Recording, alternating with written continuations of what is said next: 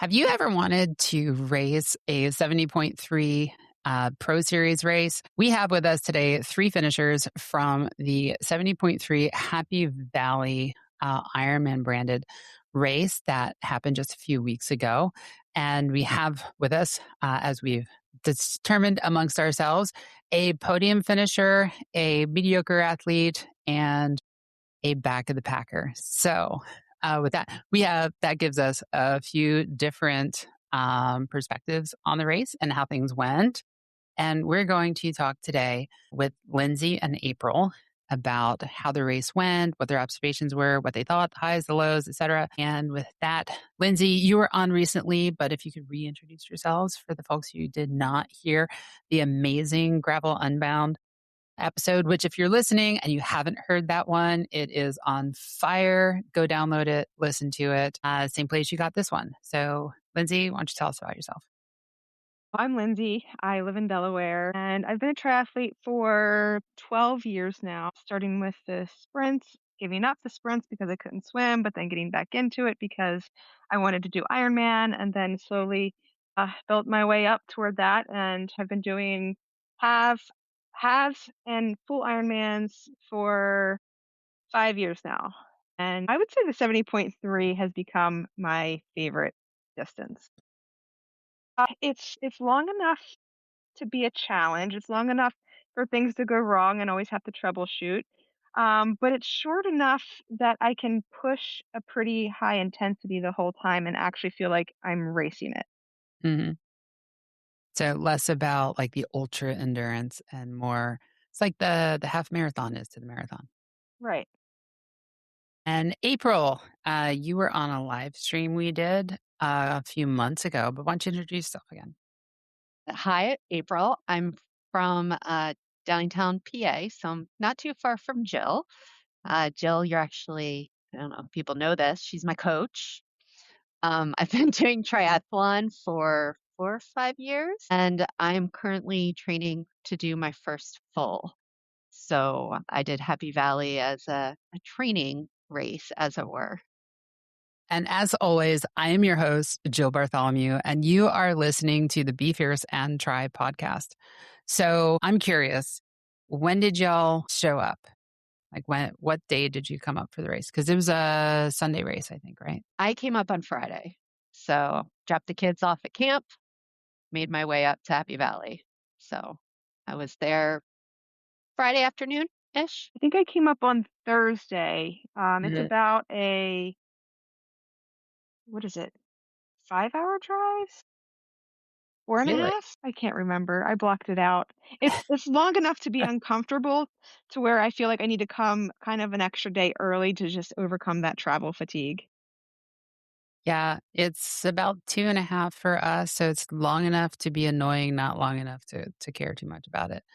Although the ride home was the day that the skies just opened. So I don't know if you got caught in that, Lindsay, but it was a very wet ride the whole way for us. So, I think I I don't, was being chased by it. I was just right. at the front of it as it was coming. yeah, you got on the road before I did. I had to stop to Yeah. charge the car because Yeah. I drive an EV and I neglected to charge it the night before. So I ended up coming up, I think Thursday afternoon. I like to be there on like Wednesday, Thursday for a Sunday race. Just gives you enough time to get the car ride out of your system and still get in a couple of shakeouts and not be like super stressed. But showing up on Friday, that doesn't give you a long time to prep for the race. Doesn't give you a long time to prep. I think it also, I mean, I had to do it. I Mhm. had But you had like some childcare kids. issues, I right? had childcare Yeah. issues to take care of. Yeah. Um, but I mean, this is only my second 70.3. I think I showed up on Friday that for that one too, but I feel like the compressed time also like your nerves are like heightened that entire time because you're just go, go, go and trying to figure out fit anything in that you need beforehand to Mhm. get that taken care of. And I was nervous. If you saw me at all Friday or Saturday or even Sunday morning, I was nervous. You were very nervous. And for our listeners, let's talk about the course itself, because there's a reason why April was really nervous about it. Obviously 70.3, which I think most of us know by now. 1.2 miles of swimming, 56 miles of bike, followed by a half marathon. But this course is pretty tough, right? I think it was, Yeah.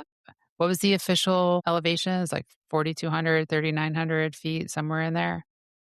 I got around 4,200 on the bike. Yeah, my Garmin kind of measured about the same. Yeah, I think I was around the same too. All right, so we're going to go with it was 4,200, regardless of whatever the Ironman website says, because the Ironman website is always wrong. It never correctly advertises these races. I think the first year it advertises rolling hills. Oh, good Lord. Yeah. This is not a rolling hills race. No, it's a categorized climb race. It has 3 categorized climbs in it. Okay, so what are the other, because I know the 2, because they do 2 signage ones. I saw 2 signs out on the course. I didn't see a third. Yeah, there's a short one on the way, the first one that had the sign. So it's not as long, but it was the one that everyone was probably out of their saddle for a half a mile or so. So, all right, we have to talk about the expo. First of all, I had a booth there, and everybody walked right by my booth on their way to get their bibs. It was very annoying. Yeah. I think we talked about this. I think that was because it was right before you went in to get your No, bibs.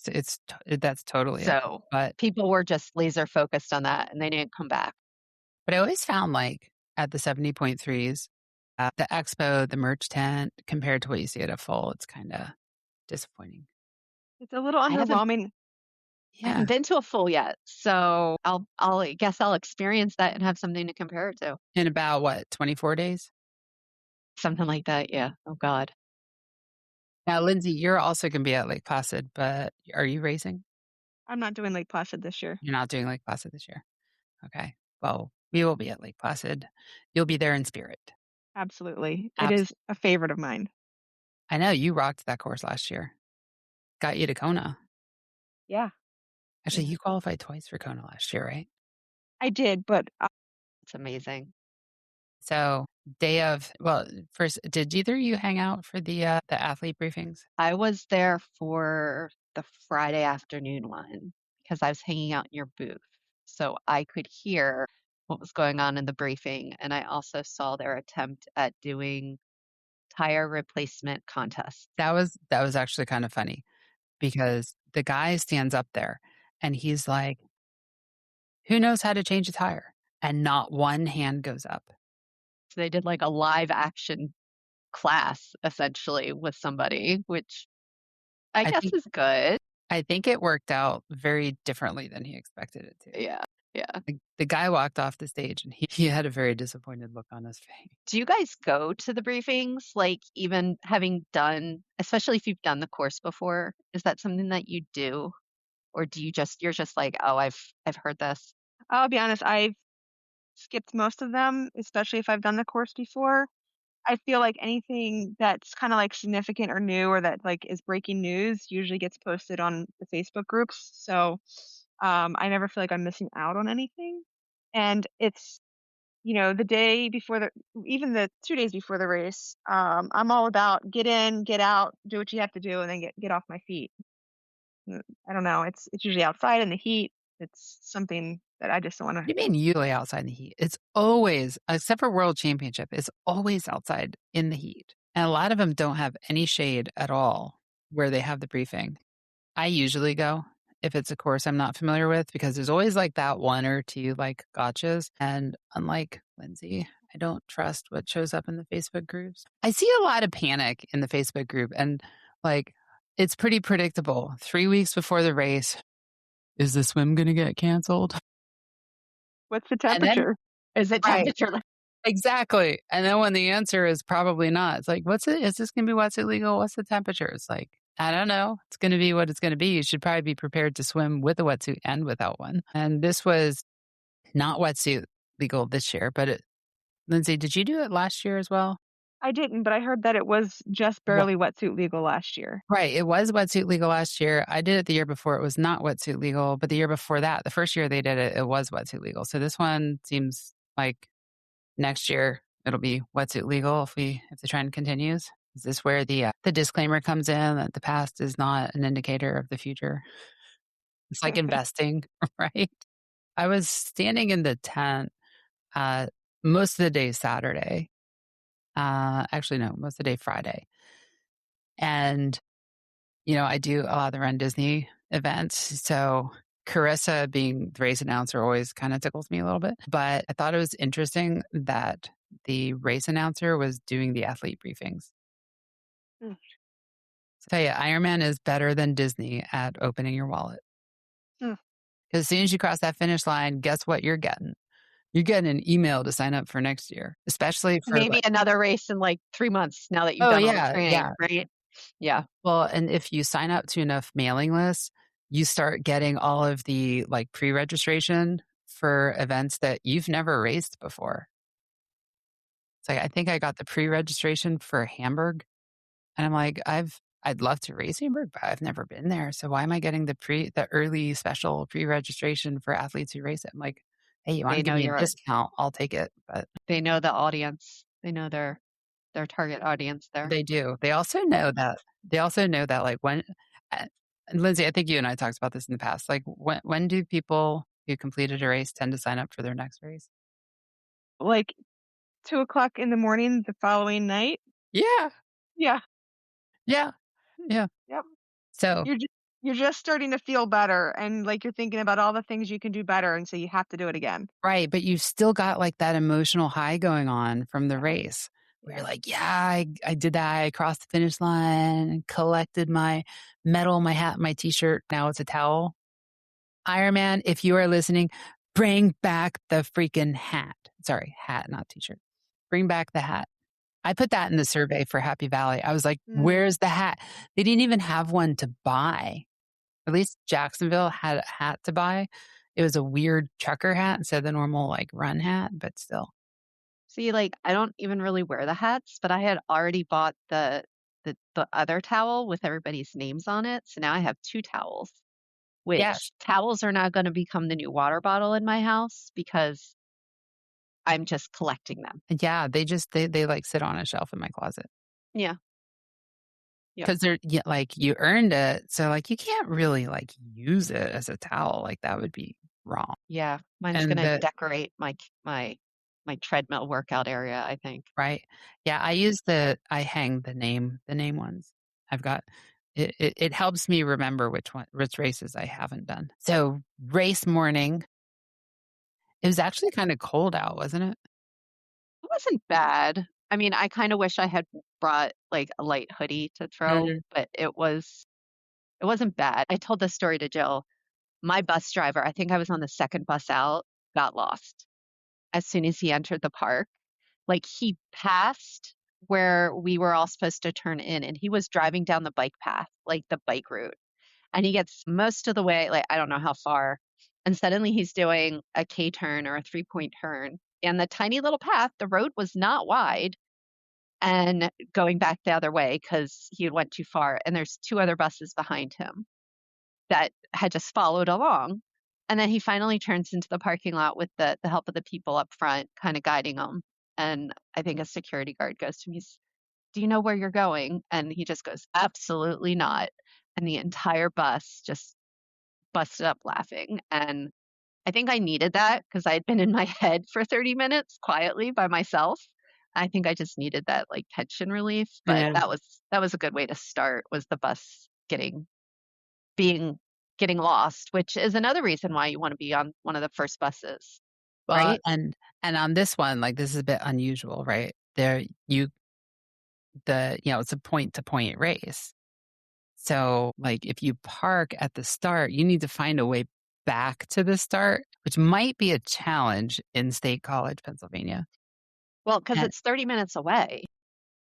right. And Yeah. I don't know about you, but did you see any Ubers and Lyfts floating around? Did you, Lindsay? I did see a couple. Yep. Okay. 'Cause All I didn't right. see a lot of them. I was Not a like, lot. Like I saw maybe two. Yeah, yeah. I was thinking, I'm like, getting back there might be a challenge. So you park at the finish line and then take a bus back to the start line. When you told me that story, I didn't say it to you at the time, but I was thinking, like, one, how hysterical that was. And two, the other half of my athletic life with Run Disney, I was like, oh my God, that story would have been all over the Facebook groups about how horrible it was and how it ruined their entire day in their race. Yeah. And I didn't let it Disney, you've got to fix this, right? ruin my day. I mean, Yeah. it was just, okay, if that's the one thing, I thought of it more of like, if that's the one thing that goes wrong today, I'm good. And was it the one thing that went wrong? The biggest thing I think that went wrong, we can talk more about. I mean, you had no flats, you had no mechanicals, That's true. Knock on, yeah. I didn't right? have any mechanical issues. I think my biggest issue was I underfueled overall, which impacted me later, take me out of the race issues. So So I have to ask, I'm usually like one of those, like, be there when it opens people, like in the like control what you can control in a environment that has so many uncontrollable variables. I like to be there like at the crack, right? So April, you said you were on like one of the first buses. Lindsay, it's on the first. Yeah. One of the first. Yeah. when did you What get there? about you, Lindsay?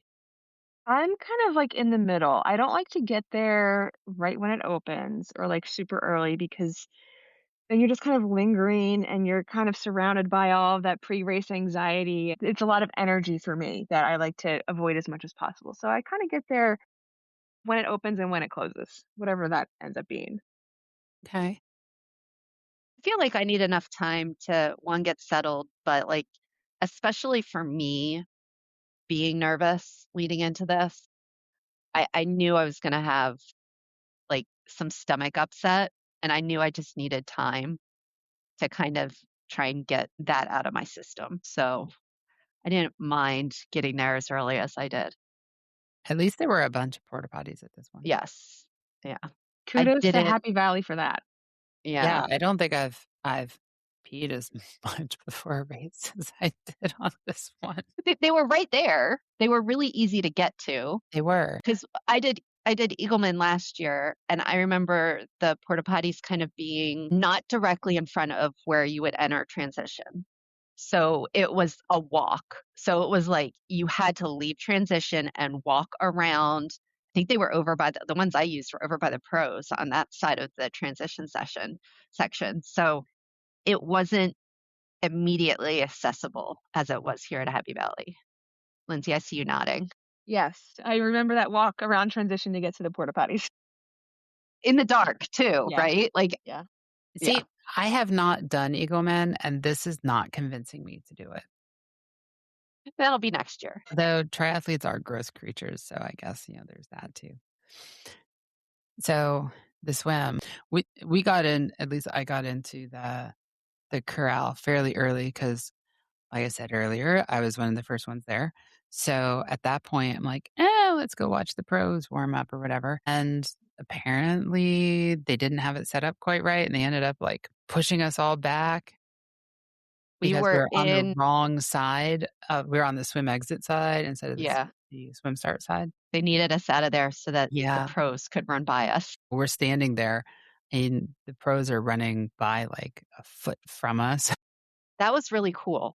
I thought that was really neat. I can't think of any other races where the swim exit and swim start are like right next to each other like that. Well, my only experience is Eagleman, obviously, and that was I was still in transition just like this year, waiting to go in. And at Eagleman, you kind of do like a big U. So you start on one side and you kind of swim around and you're on the other side. And so you're exiting behind where everybody's standing. And we heard the cheers of the pros, uh, the camera crews, like on their motorcycles, busting out, trying to get by everybody so they could follow them. This year, they went right by you, and you're just watching them speed by as they got out of the water. I thought that, as a spectator, I thought that was really cool. As an age grouper, I thought it was cool to see that while they have more experience with it, maybe. They still have the same, I just got out of the water, like everything sucks, trying to find that balance of like disorientation with still making forward progress. And some people you could see like their heart rates were through the roof and they were still moving on, and others were kind of I struggling saw with that a bit. one person still trying to get out of his swim skin. Like, he was, like, running and trying to get it off. I was like, "Oh, Mhm. I would have thought that would have been easier for someone like you," but I guess we're all the same. I mean, they are like sausage casings. So like they're always kind of tough to get off. What about you, Lindsay? Did you see anything interesting I at the think, swim start? well, yeah, I thought it was cool to watch the pros run by. If I'm being honest about my time in the corral, I'm used to wearing a wetsuit for a lot of the races that I choose and just kind of peeing in it because nobody knows. And so now I'm in a swim skin and I'm like, oh man, I have to pee. Yeah. All right. What do I So, do? but is yours like a black one or a colored one? It's a black one. Okay. So you see, I feel like a black one, you can kind of get away with it. Yeah. So I just moved all the way as close as I could to the fencing and just stood there and peed. See, I had a sailfish one on and I'm like, it's blue. You would absolutely know. So Conversation with Jill before yeah. about how she needed to pee, and she usually would, and then this is So skipping ahead a bit, but she gets in the water, and I see her stand ahead of me, and I was like, "She's peeing," and I'm swimming right by her. yeah, I made it to like the 100-yard buoy and I'm like, we're here. All right, this is good enough. I gotta pee. Well, I saw somebody sit down and as we were like waiting in the crowd, so I'm like, ah, they're peeing. I'm like, I'm gonna find a way to pee too. Well, I had to pee a lot on that day. So I made it out of the swim to my bike. And while I'm like putting on my helmet, I may have been just like peeing while I was standing there putting my helmet on. Oh, you're still wet, so it's just water essentially. Yeah. Yeah. Except there were like three Amish ladies on the other side of the fence staring at me 3 feet from these women. And I'm like, please don't look at me right now. Please just don't. Man, that's like, so I guess what is it? Like, is peeing, like you say, they say like fueling is the fourth discipline, right, of triathlon. Would peeing be like the fifth? Well, I would say it's Think- part of fueling. It's an indicator that you're well hydrated. Yes. Yes. Okay. Peeing without using a porta potty is an art. Yeah, I haven't gotten there yet. Yeah, not a science. It is definitely an art and a skill. And a skill. So, Lindsay, you and I strangely ended up doing the swim like with very similar swim times, but I think how we got to the finish line was probably quite different because it's a swim. It's a big triangle. You go out and then you go across and then you come back. I felt like the first leg was fine, but that back stretch, I don't know if you guys felt the same. I felt like I was swimming upstream. I don't know. I it wasn't a great swim for me. I felt like I was swimming upstream the whole time. Yeah, well, I've done I'm not the biggest fan of this swim. I feel like it's slow. Every time I've swam in that water, I just feel like it's slow to start with. And the return coming back, I definitely got kicked in the face multiple times. And there was one point where I was looking at the buoy and I'm like, why am I not making forward progress? I just felt like I was swimming in place for a bit. Yeah, I was curious to hear your take on how the swim went because I think both of us could theoretically have better swims and should have better swims, but we kind of came On out at the same, yeah, 42, 43-minute range, somewhere around there. yeah. On paper, my swim should be like 7 to 8 minutes faster than it was. Right. So I was disappointed in it, but honestly, my biggest struggle right now is my asthma is definitely not under control, and so I try to swim essentially as slow as I can to keep that kind of in control. I've been having a very similar problem this year. I had some illness like right before Jacksonville, and there's something just like sitting in there. And I'm a severe asthmatic, and all of the Ventolin and trilogies and everything in the world doesn't seem to be controlling it. And in the swim, it seems to be worse than anywhere else. Yeah, same for me. I've heard that from several people this year. No, Now, April, you beat us both out of the water. good for you. That's my one strong, like, that's where I'm strongest, I would say. What I saw were, I don't know if I really felt like it was slow, but I did see that it seemed like it was a very wide path, right? So like I try to focus like buoy to buoy to buoy, and I would take up for a breath and I'd be like, why is that person all the way over there? And why is that person all the way over there? Because they're not sighting and there's a current. But it was so many people in like a wide chunk, and I only felt like it really got crowded, rightly so, is right around the buoys on the turns. I, But I think yeah, I think you see that though in these longer distances where you have long distances that are straight, right? Like in this case, you know, point 0.3 to point 0.5 miles on each. And those buoys are just for sighting, right? It's not a technical course. And there's two turns and then you're done, right? Where like another course like Haines City that has 19 turns in the same length, it's much more technical, it's more compact, there's a lot more turns. We saw the same thing out in Kona, right? Which is just you go out, you make a right, you come back, and the swim path is just really wide because there's no reason to be all compact. yeah, that's a good That's point. my 2 cents. Yeah. I mean, I loved it.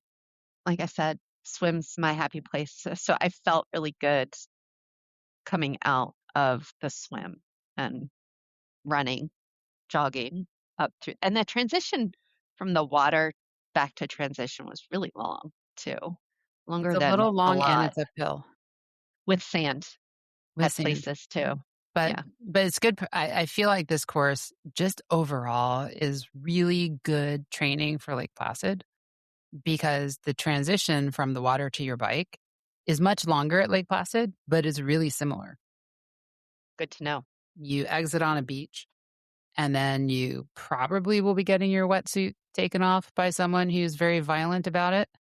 And then you run on pavement with a carpet that's not doing its advertised job up to transition to change and get on your bike, right? This was grassy, but it's also uphill. Mhm. So I think from that perspective, like getting out of the water, running across the sand, which is not the most fun to run across, and then running essentially uphill for a quarter mile is pretty good to be able to do that. I did see a lot of people walking it, which surprised me that early in the race. I think a lot of people usually walk it. You just Yeah. probably are used to getting out of the swim a little bit earlier and not seeing that as much. One of the things running through transition, I had two choices. I could make the left as soon as we get in and then run down the aisle, or I could run all the way down to the pro section and then run across. And I took the second path specifically because I was looking to see if you were on the bike. Me? Yes. I'm like, April should be out of the water before me. And I was like, in my head, I was like, please let her bike be gone. Please let her bike be gone. Please let her bike be gone. So my bike was literally, there was only one other, it was very strange. There was only one other bike on the rack with me. I was Mhm. one of those last or first, whichever way, like right as you're entering transition, there were like two completely empty racks, and my bike was on one of them. But Like it was did you very have one of strange. I think you had one of the highest non-relay numbers. Yes. Yes.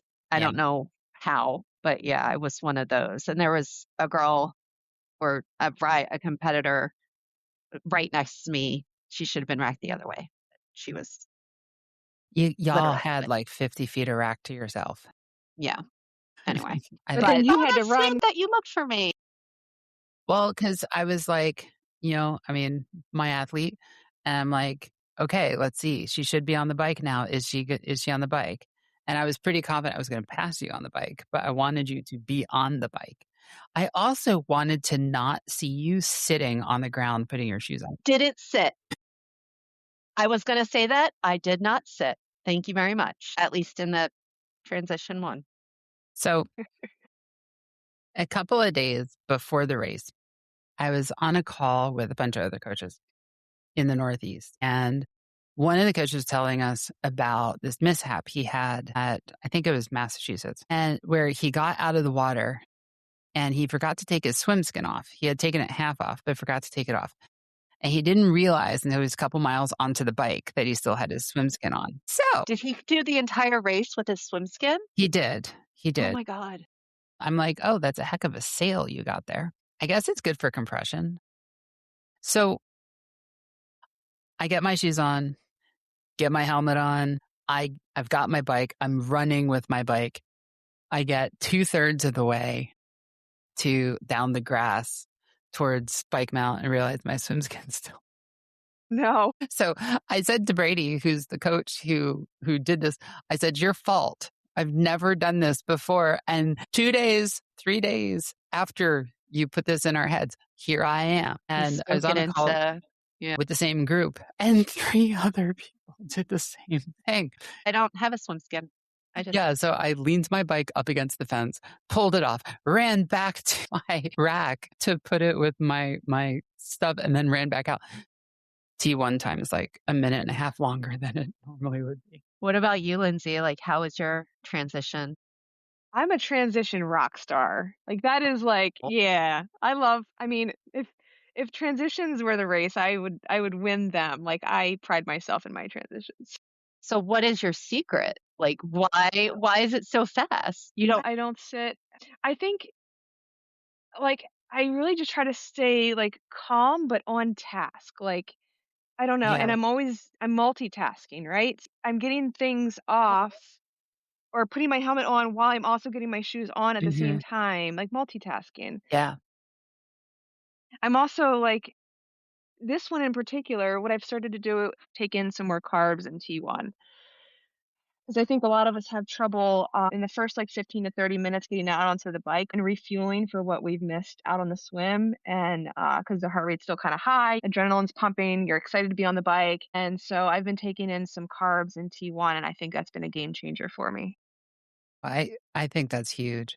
Yeah. I used to take a gel in T1 and T2. Now, as soon as I moved to using the flow gel in the water bottle, so now, like, the second I'm on the bike, that's in my mouth. Same thing, though, like, I think if you miss that initial, like, shot, it does not help you to I be will say underfueled. I did get fuel coming out of transition, like in transit, like as I was putting my helmet on, I was taking some fuel in. Where I think I failed in fueling was on the bike. And I was so focused on the hills and staying upright on them that I forgot about fueling as often as I should have. So that impacted me negatively later on. Yeah, you can't make up for that. If once you're under, you're under. Yeah. But now your story, Jill, now makes sense of why you passed me when you did, because I was expecting you to pass me earlier Mhm. than the exit out of the park, which was uphill, and you just zoomed by me. And Lindsay, I don't know your kits, so I'm assuming you passed me at some point too, but She I did. didn't see you. I passed Lindsay about 45 seconds before I passed you, and then she Okay, proceeded to pass me going up one of those mountains. that'll happen. Yeah, Which I'm assuming it was the second one, the first mountain or the second hill, like second it was the whichever. second one. John and 2 other people. After this, they're like, "You and Lindsay were going back and forth on the bike the whole time." I'm like, "Nope, nope, I was in front of her, and then she passed me." Yeah. I kept thinking I was going to see you. I didn't see you. But you were, like, zooming on that. I think our bike times were pretty similar, but you going up that hill, you were looking like you were enjoying the hill, and I was decidedly not. I don't know how you could enjoy those hills. They were god Well, awful. so Lindsay just did the The Unbound endurance. thing, so Yeah, she still had all that fitness from that it's true. race in her legs. This was And I'm probably nothing compared because it was a paved road, right, Lindsay? Oh, Like, it's so nice going from gravel. I mean, gravel's hard because you're used to the speeds that you can do on the road, and then it's always demoralizing seeing your paces on gravel. But then going back to road, it feels great. Can we talk about the the coming out of T1? How did you guys feel about the mount area?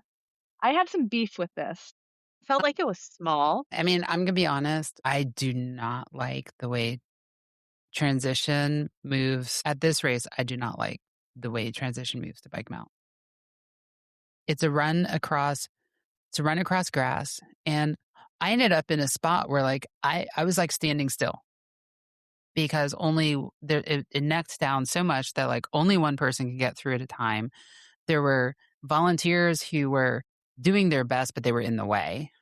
And then people were just stopping to get on their Was there bike. was there not a bridge, but there was like a plank walkway too, wasn't there at one point? So it felt very narrow. It It was was you come very out see, after running up the grassy hill, and then you come out onto the road where it's a two-lane road, but we are narrowed down by the fencing that they have up. So you can literally fit 2 by 2 headed out to the mountain line. And this is where I got frustrated because I wanna just be able to run up to the mountain line, mount, and go. But we've got people who are, it's full on stop, leg over, clip in, then we go. So I'm sitting there for like a minute waiting to get up to the mountain line. Meanwhile, my other issue with this spot is you have inexperienced people who like will mount, but then, the handlebars veer to the side, and you've got the bikers coming down the opposite direction, flying at this point. Mhm. And so I feel like it's just set up for disaster for like a crash to happen there. No, I totally agree. And on this one, like, I understand the way it's set up, I understand why you're not allowed to have your shoes clipped to your bike. Yeah. But, like, aside from that, like, this is a great race to have your shoes clipped to your bike because you're running across grass that's probably muddy, and, like, who really wants to do that in their bike shoes? Right. Especially if you're, like, speed play. It's like, I love my speed plays, but I'm always afraid of those getting, like, full of mud and not being able to click in. Was an issue last year, I'd heard, right? It was really muddy. It was Yeah. like rainy and muddy and I mean, it yeah, wasn't, like, soggy mud, but it was I mean, it was still pretty mushy when we went through. yeah. So, I no, don't know. yeah, Lindsay, I totally agree, and I didn't think about it, but you're right. With it being traffic in both directions, we only had 1 lane to mount. People were pretty backed up there, and coming the other direction, they were just flying. Yeah, I think, I was frustrated with it at the time. I became more frustrated with it after the race when I realized I missed my next place up the podium by 30 seconds. And I'm like, that's Oh, where it was. that's rough. Missing a But goal by 30 seconds. Yeah, I what are we think gonna usually when you're, like, in the top 10, they're not that close. Yeah. It's like 12, 15, and 22 are that close. have that issue as a back of a packer, but I can appreciate Someday, it someday. someday. Well, So the speaking bike of course, I don't think has changed, mm-mm. but I still enjoy that first couple of miles coming out of the park. It's like I did like that part. That you was can get a nice. lot of speed without burning yourself out on those. I was I really really enjoyed the the the spectators on the course. Having only done Eagleman, where there's, like, nobody out on the bike course for the most part. There's a couple of pockets or spots where you would see people, Mhm. but this time you're going through people's neighborhoods essentially, and they would be especially in the hills, as You much as going I through hated their them. farms, you mean? Well, they're farms, but, like, you would up the hill, there are people Mhm. camped out having parties, having grilling parties, like and then there was all the Amish families camped out on their Sunday morning watching us fly by in our bikes, which I thought was kinda cool. Just that whole spectator part of it, that I didn't get to Yeah. see that when I was at Eagleman. I do love that the Amish come out to spectate. We I see mean, that what on else some of are the they gonna local do? races. Eh, I'm sure that they can fill their time.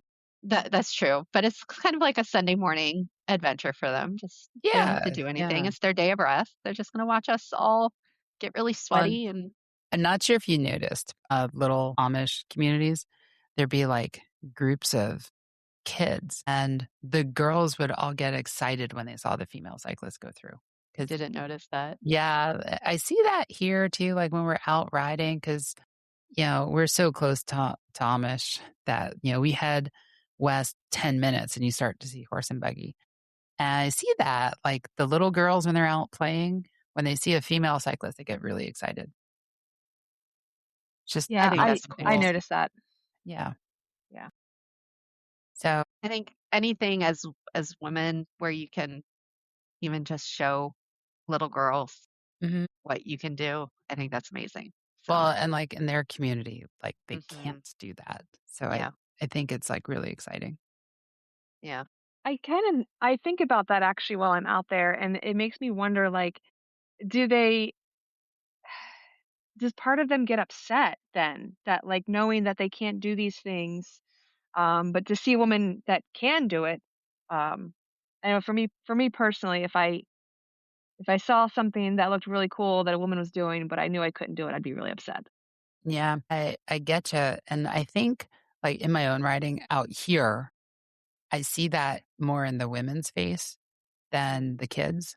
Mm. You see like in the horse and buggy, the man and wife with a kid, a toddler, a baby. And there's oftentimes like the woman won't look at you. And I interpret that as not wanting to acknowledge that she can't do that. Yeah, that's a good point, and actually out there on the bike course too, I would notice because I would wave to the families Mhm. because the Yeah, kids were all, right. happy and joyful, so I would wave back, and it was either the kids or the men that would wave, but the women was just kinda, they'd sit there and not really respond. Yeah. Yeah. We see that when we're out just riding here too. Let's face it, like where we live, the safest routes are west. Ride through the farm country. You're not, you're going to come across some horses and buggies, but not a lot of traffic. Yeah. Head east and you quickly get into Philadelphia traffic. So, all right. So this is such an amazingly flat course. You're not being sarcastic at all. My Did we not goodness. race the same course? No, My I goodness. think this is a tough course. The bike. I mean, I give props to you, Lindsay and Jill, like turning up those hills. As a person who and Jill has talked about this on her podcast before, I'm her athlete that did Eagleman in small gear. My gear shifting did not work and it was not fun. We had only just changed out the cassette on my bike to basically a mountain biking cassette on my road bike So to I give may have me found a way to put a 36 on a Shimano 105. to give me that additional gearing. Even with that, I walked up the steepest portions of both of the two major hills. I And did it I'm as far absolutely, as I could. Yeah. yeah, and I'm absolutely positive that you were not alone in that. No, I was not. I've had some people going up, especially the second one, the one up to top of Mount Nittany, Mhm. and I saw a lot of commentary in the local groups. That's not Mount Nittany. Like, well, at the top it says Mount Nittany Summit, so we're going to call it Mount Nittany.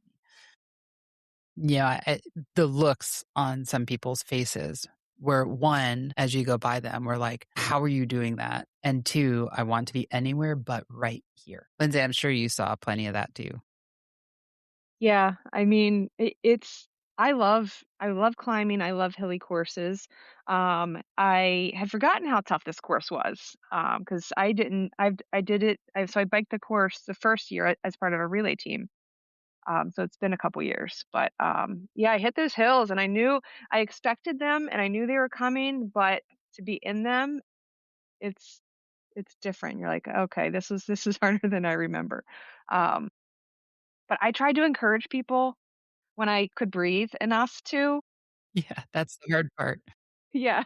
I try to encourage the women, mostly, because I just, um, I don't know.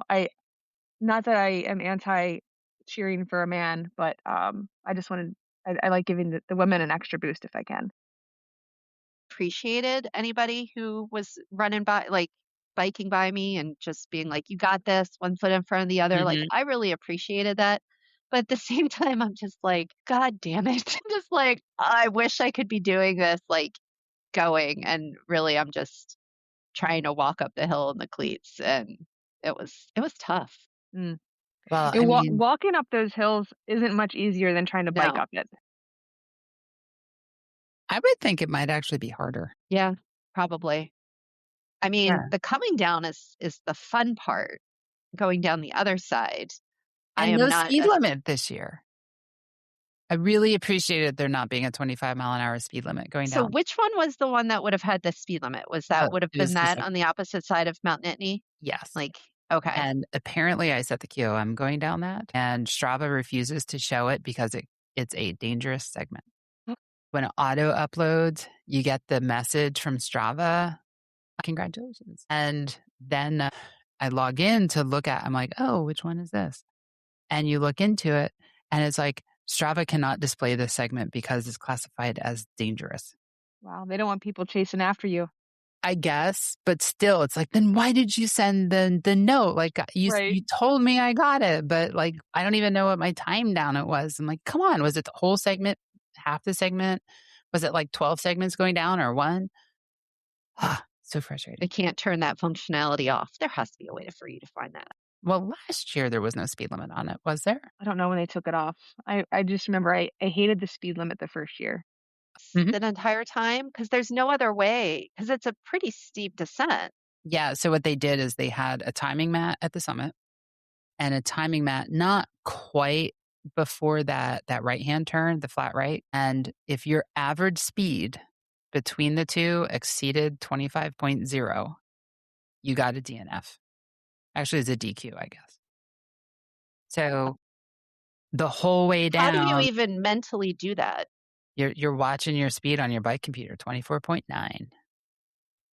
Whole way down, 24.9. So there was one picture. There was a photo of me coming out of the park, and there was these two women I had just passed, and they both had really pissed off looks on their face 2 years ago. And John happened to look them up, and they didn't show in the results. So we're like, of the three people in that photo, two got DQ'd. So I'm so glad they got rid of it because like it's fun going downhill and like it's pretty straight. And if you miss the turn, what's the worst thing that happens? You turn around. I think honestly, the hardest part of that course is not the categorized climbs, but like the last just I don't Oh know, god. the rolling climbs up back into town. Yes, thank Oh you. my god. Yes. Yeah. I was just about to ask you all how you enjoyed the climb up into University Park. Your legs are so tired at that point, and you're close, and Hmm. you're like, "God, now I have to go up hills?" Like, But what? And they aren't, like they're not steep, like, but the I don't know, but they're short, yeah, right? Like, ugh, I didn't like it at all. I was done with the bike at that point. I think that's the worst part of the bike, personally.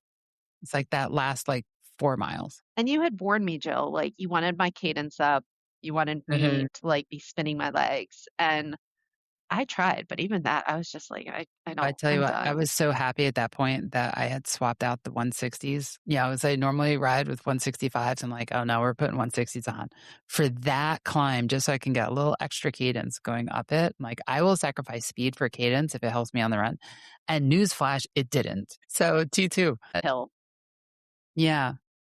But at least our bags were where they were supposed to be. Were Yeah, you so I expecting them to move? And no, last time I did it, it was raining when we put our bags down, so they had us tie them to the racks. And this time, I mean, we all just like threw them on the ground. So who knows where they? And that was the day before, so who knows with the wind and the rain that we had. so I rolled into T2 and my bike rack was a disaster. I had one guy's bike who for whatever reason it was just like it had spun on the rack and so it was completely like sideways taking up the entire space. And That's then fun. I think it had knocked over another bike that was then on the ground laying in my spot. So I had to reorganize the entire bike rack before I could even rack mine. And that's always Oh, dangerous too, because you could potentially get DQ'd for touching someone else's bike. Yeah. I did what I had to do. Yeah. Yeah. Okay. When I got there, my rack was completely empty. I was having a hard time getting my shoes on for whatever reason, but and my rack was like completely at the opposite end of run out. So I'm like, we got in and my rack was like right there. And I'm like in my head, I'm like, oh, this is great. I don't have to run across, with cleats on. But then I'm like running for the run out and it's like, you're not on the run yet. Like chill out, babe. But you're going downhill, so all of a sudden you're just like flying Right, right. And you had to go back uphill. immediately. I'm gonna be honest, I liked the old course better. It was reversed. So we ran down the big hills and up the short hills instead of running down the short hills and up the big hills. I hated That this course. it wasn't that I It was went it was tough. I went into a very dark space during this run, see, Lindsay. Jill knows this. I went very dark. see, I checked in on you at the end of your first lap, beginning of your second Yeah. lap. Yep. And because like I was watching your paces, I had finished by that point. I was watching your paces and I knew what I had predicted you to finish in. And you were a bit longer than that. And I checked in and I'm like expecting you to tell me how much you hated life right then. And that's not what you told me. You're like, my body's fine, but my head is in the wrong place. Mm, And I think on this course, like that, I think that describes this course like really well. Is that it's a Mhm. hard course. And if you like don't control like that mental dark space, Yeah. it can spiral really fast. So, and I think mine started in going into T2. So like I got off my bike, my legs started cramping. So that was hard. I sat in T2 and I remember thinking to myself, I don't care what Jill says, I'm sitting. Just enough so that I could like dig out my shoes, drink some water.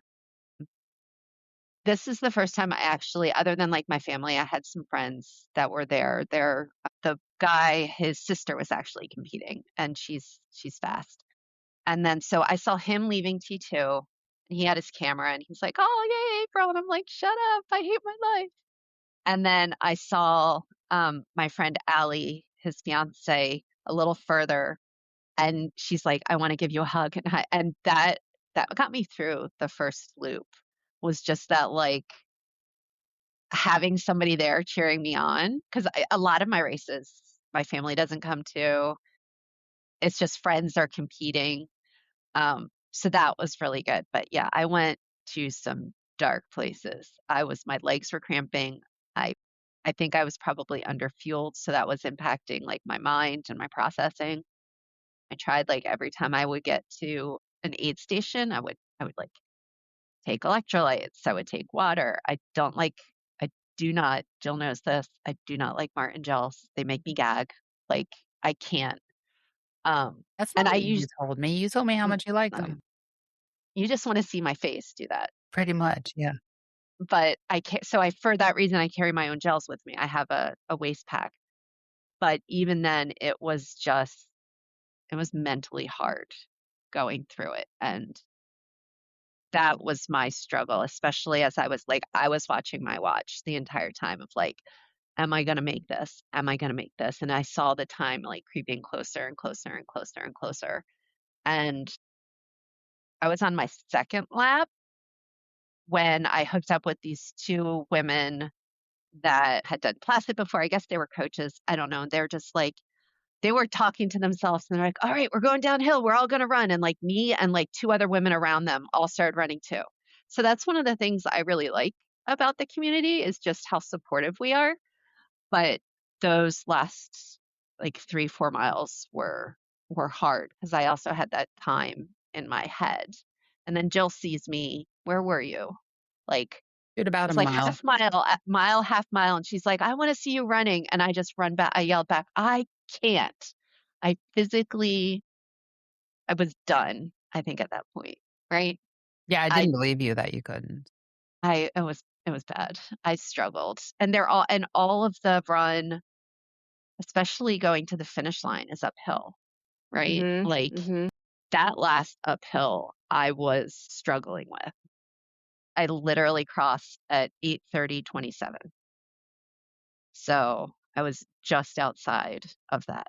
But I crossed and I finished. And I think it was a lesson I needed going into Lake Placid of where my mind can go and lessons learned in terms of fueling and everything like that. So overall, like now that I've had time to process, it's been a better experience, but I was very upset crossing It that finish line. It's a rough run. There's a lot of uphills and there's a ton of turns on it. Mm-hmm. Just a ton of turns. And Lindsay, I saw your post that you left your calves on course. You were not walking right. Oof, my calves. I got through the first loop, but by the second loop, my calves were talking to me. Mm, I don't know the elevation on that run. It's like 1,200. Yeah, that's a pretty good amount. That's And like what more is than an average marathon. yeah, what is it at Placid? It's about 2,000. Yeah, so it's a little bit more, more elevation per mile than Placid. So yeah, I think those are really good lessons because going into Placid, you can expect your mind is definitely going to go into dark places. Like every single Ironman, there's not an Ironman that I've done. I've done 7 of them now. There's always those moments, Mhm. but to have these experiences to reach back and know how you dealt with it before and that you still persevered and you still got through it. And also growing from the lessons and the mistakes that you did make, like with the fueling. So drawing on all that going into Placid, it's going to be So I'm hard, going to but take this back. So the official elevation on the Lake Placid run course is 1,100, which I do not believe for a second. Well, you say Ironman lies about Ironman, their maybe that's Ironman the does old lie. maybe that's the old course. They changed it like what, 2 years Now, ago? well, the map is of the new course. Okay. Yeah, it's got the out and back along the golf course now, Right. which I hate that. That's the worst. I think it's like a mile just like solid uphill. I think it's 5K out and back. Like the Yeah. whole distance, I think it's 5K. Okay. Yeah. So it's not like super long, but it's so boring. Right. And yeah, Right. it's uphill. Yeah. lovely. And then in your head, you're like, I get to come downhill, except that the downhill has uphills in it. Yeah. And by then you can't even take advantage of the downhill because your legs are just so spent. Yeah, you're cooked because, Yeah. yeah, and you had just gone up the steep, hill coming Mm. into Mirror Lake Drive, I guess. And then you make that right. And like, yeah, it's not as steep, but like you're Yeah. cooked from going up that hill. Yeah. Yeah. Yes, I do have teenagers. So we adopt their linguistics over time. Going back to Happy Valley, right? Like, Mhm. can we talk about how rude it is that we have to pass the creamery 4 times? I didn't Like, even notice I'm just sitting there and there's people watching us eating their ice cream and I am dying. Like, it's so rude. Yeah. 4 times. I didn't notice that one either. I didn't Well, either. when you're running fast like you guys were, you probably not processing everything as much as I was. I don't know that my running could be classified as fast on that one. I couldn't breathe. Every time I started running, I was like, I'm choking to death. And, I slowed down. And then on the second loop, I did something. My hip was hurting, like a stabbing pain on every single like footfall. I never thought about this. The PT is like, he like poked and prodded because I was all worried that it was like a new ailment in a ligament or something. Because, I, it's not like I haven't been fighting, tendonitis and hamstring issues for 2 years. No, no, no. He's like the nerve being irritated from spending so much time in aero. Why do we do this sport again? It's fun, they said. It's fun, they said. Yeah. I will say the best part of the run, Mhm. though, was getting to run through the stadium. Like, That that was was so also the cool. flattest part, too. Would I That missed finishing in the stadium. have been cool. It used to I can't finish in the stadium, and for whatever reason, now it finishes outside the stadium. I thought that was rude for a number of reasons. One, I liked it when it finished in the stadium. Two, we get to run past the finish line 4 times. mm, mhm. And it's not even like you're running like with Eagleman, you're like probably half a mile away, Mhm. right? When you have to do the turn back out for your second loop. You're literally running parallel to the finish line. Yes. And you're hearing the announcer not echoing off buildings, but like standing Right next. there. standing next to you. Like, you could Yeah. be right there on the other side of that fence going into the finish chute, but nope, we're gonna turn and do Yeah. this all again. Exactly. And then Yep. you go and you run in the stadium, which is like remarkably peaceful. They had like something on the ground and It was it was springy. very I don't know what it bouncy. was. Yeah.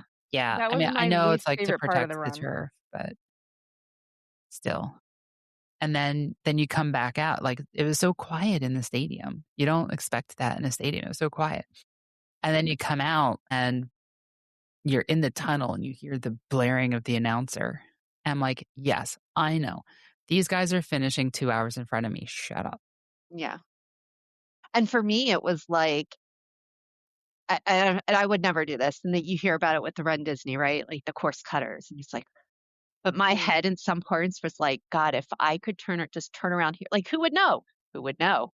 I would know. I'm not going to do it, but And it is goddamn tempting. it is. Ironman has an awful lot of mats. The timing mats, and especially at a Hmm. pro race. Yeah, and Yeah. you know, as the athlete, like we don't see most of them. Like I'm used to looking for like the wire, the whatever. These don't have them. They just have the radio on the side of the road. Yeah. Like, and I know, and I would never do that, but like those are still thoughts that cross your mind, Well, sure. right? I mean, I Yeah. think that's normal to have the thought. It would be Hmm. abnormal to do something Do with it. the intrusive thought. Yeah. Yeah. Yeah, no, I just kept on plodding along, and I mean, I am very appreciative of all the volunteers and everybody, but at times I'm just like, "Shut up. I don't wanna hear it. You're not helping me. You're making things worse."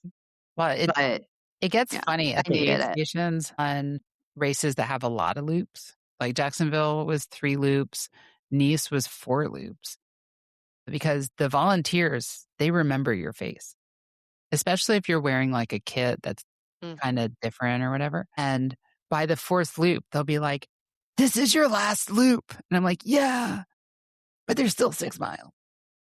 April, I'm Yeah. curious, like when you look back at the race as a whole and you've kind of like digested it all, is there anywhere that you feel like you've pinpointed like where you could have gotten that 27 seconds? Not sitting when I peed in the porta potty. Yes, but you still haven't graduated to peeing in your own shoes. It would either be like sitting in transition, which I know Jill's gonna get on me later. I don't think there was any actual like one point in the race where I could have picked up the time. I think I probably could have just tried harder, but I feel like I gave it everything I could at the time. And I mean, I crossed the finish line. I went and cried on Jill's shoulder because I finished.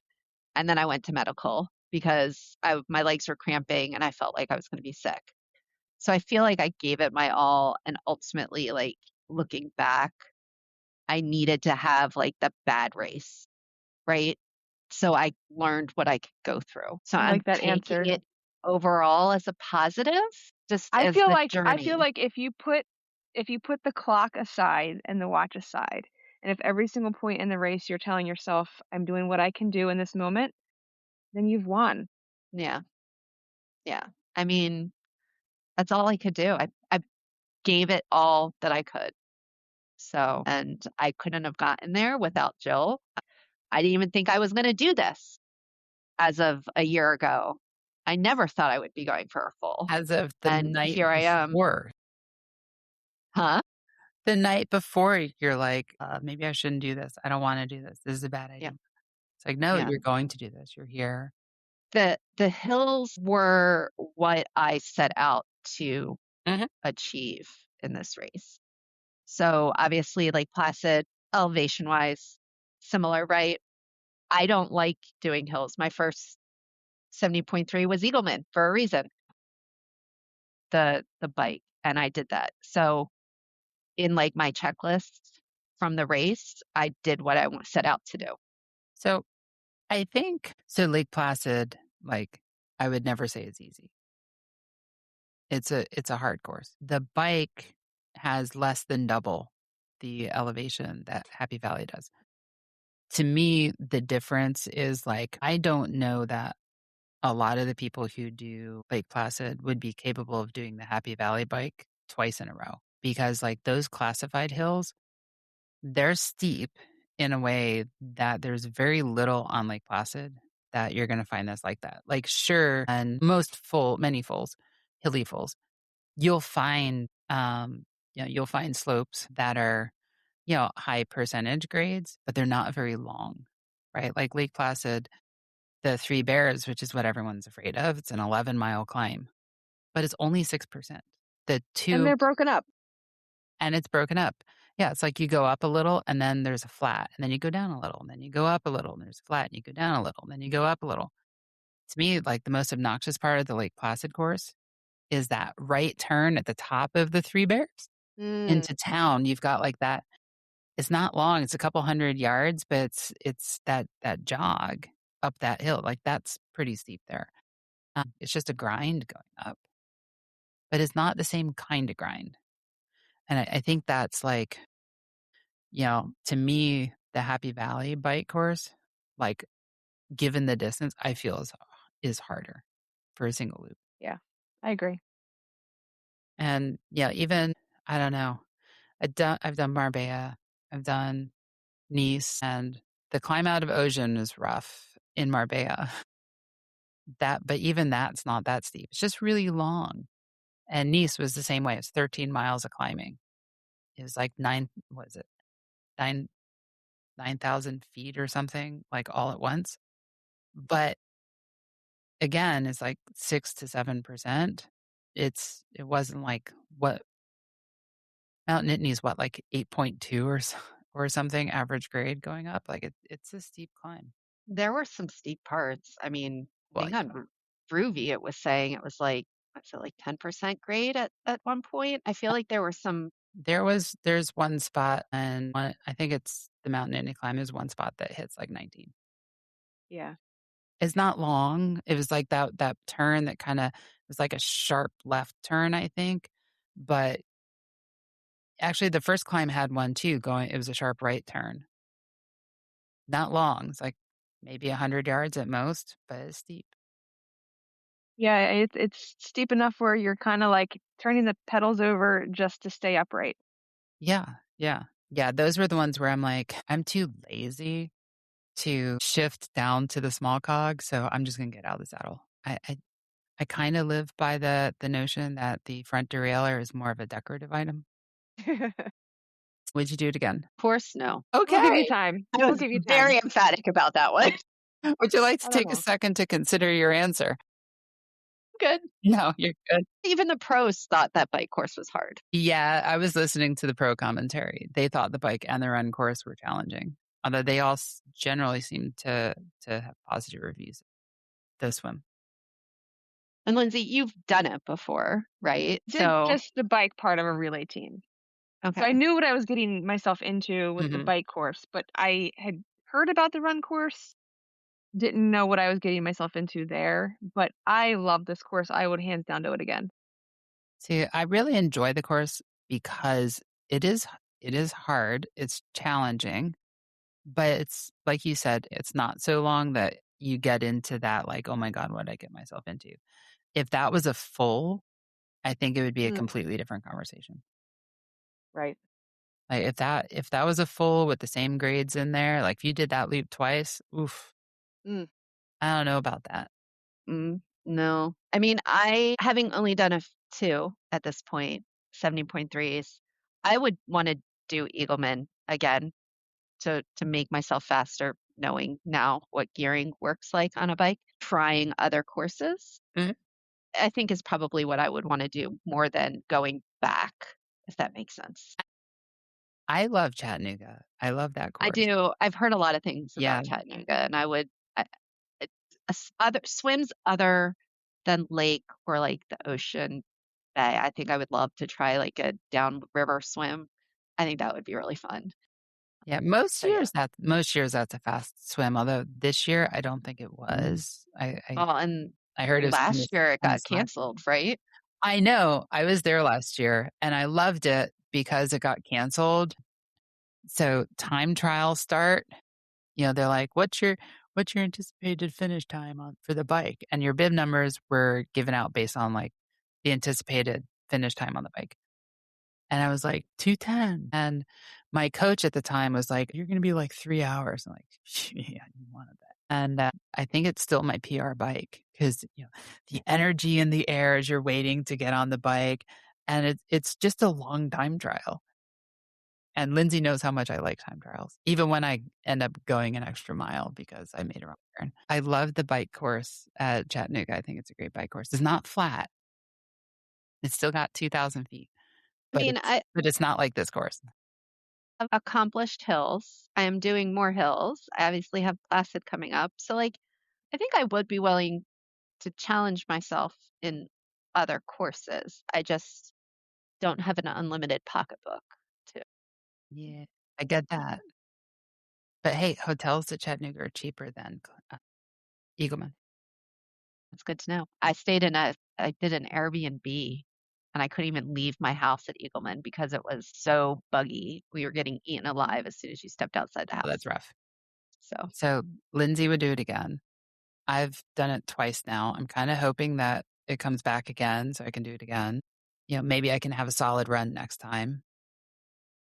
I did prefer the old run though. It was not exactly the same course. It had a few more turns in it and a few more parking lots that we did sightseeing in, but it was the reverse direction. And I liked running down that hill that we ran up to the finish line better than I liked running up it. And you remember, like, we would go down a little way and then it'd be like, we'd run across like some sidewalk that was relatively flat, and then we'd run down. I mean, that's how it was in reverse. So I I kind of would like, have liked that better, I think. yeah, it's the same elevation, but it's broken up a little bit more. So, all right. Any last thoughts? Glad I did it. I achieved what I set out to do. I proved to myself that even when I went to dark places, I can get through it. And as I tell my kids, like, if you have to at least try, right? And I couldn't look them in the face if I didn't at least try. And that's why we are Be Fierce and Yep. Try, my friend. I What think about she you, said it Lindsay? all. You said it all. I mean, I can't. That Yeah, is amazing, and I can't top that. It's all we can do is go out and try. Whether you are a podium finisher or whether you are a back of the packer, you never know what the day's going to bring. You just go try. totally agree. And on that note, and that's, as they say, a wrap for today's episode of the Be Fierce and Try podcast. I'm Jill Bartholomew. I hope that what you heard today was interesting, inspiring, and that this episode helped you to think smarter, train differently, and show up with more intention. Make sure that you are subscribed so you don't miss what's next. And if you are looking for support on your journey to your next start or finish line, I would love to work with you. Here at Be Fierce Multisport, we work with athletes of all abilities, and you can learn more about coaching, training plans, bike fittings, and everything else that we are building at Be Fierce Multisport at the site, BeFierceMultisport.com. Until next time, train with purpose, execute with intention. And as always, be fierce and be